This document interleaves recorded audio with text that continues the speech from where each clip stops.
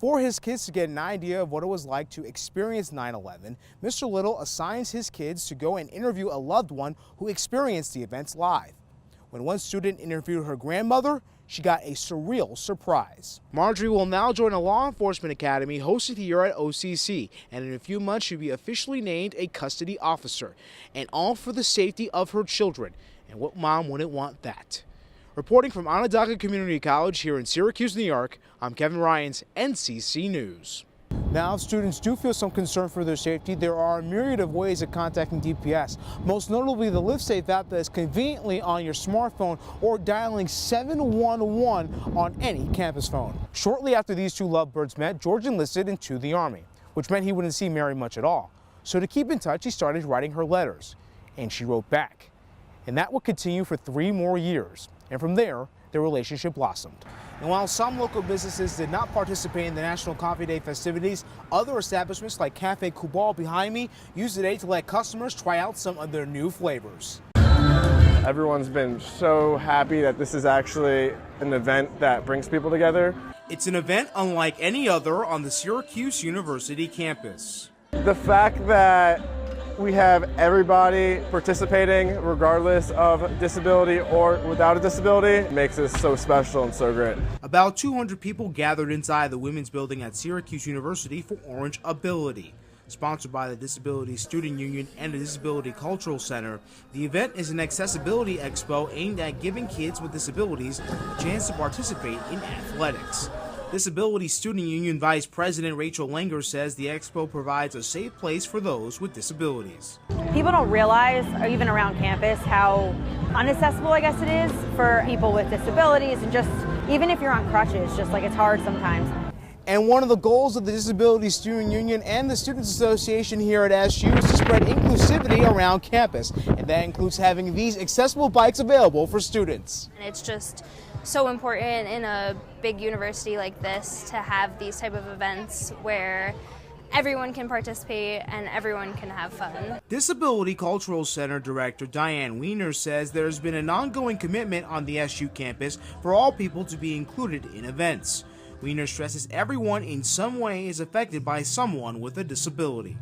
People really do have an emotional and very philosophical connection to this event. People tell me all the time that they feel like it's one of the few places where they really feel welcomed and included. And I hope that someday, truly, that happens all the time for everyone.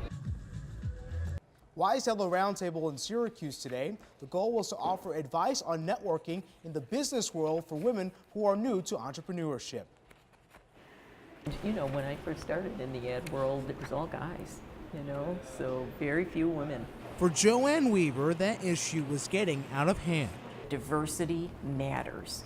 That when you get a great group of people around a table that are not all gender, race, ethnicity specific, we all benefit.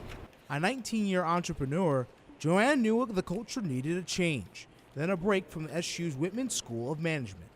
And that was an event called the WISE Symposium. So this attracted about 250 women in central New York. A lot of women started coming to this every year.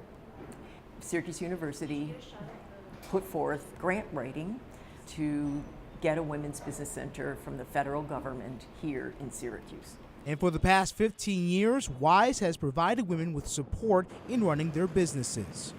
One of the things that we have done with the WISE Symposium is attracted almost 1,000 people every year. 1,000 people came to understand what entrepreneurship is all about.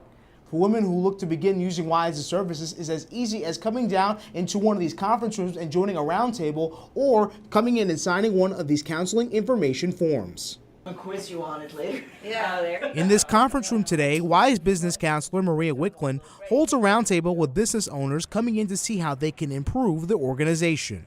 I think it's fantastic to meet all these women and be able to sort of walk alongside them on their entrepreneurial journey. The avid, the fair weather, and even the youngest Cup of Joe drinkers went in droves nationwide to get their hands on, you guessed it, coffee. Thursday marked National Coffee Day in the United States, and there were plenty of perks for the fans of the popular drink. Franchises such as Dunkin' Donuts sold medium coffees for 66 cents, more than a third of its original price. But some local cafes in Syracuse, such as Recess Coffee, didn't give customers any discounts. Barista Dudley Brew-Wright says the cafe's loyal customers aren't tempted by the handouts of bigger businesses. If it's National Coffee Day and they love our coffee, then they're going to come get it from us. And if it's not National Coffee Day and they love our coffee, then they're going to come get it from us. And while some local businesses did not participate in the National Coffee Day festivities, other establishments like Cafe Kubal behind me used the day to let customers try out some of their new flavors.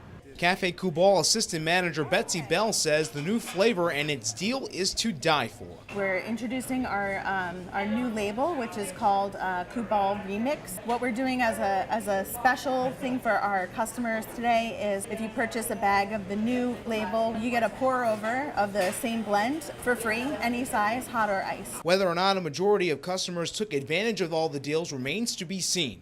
But what we do know is that we have to wait another year until all the freebies mug us again. In Syracuse, Kevin Ryans, NCC News.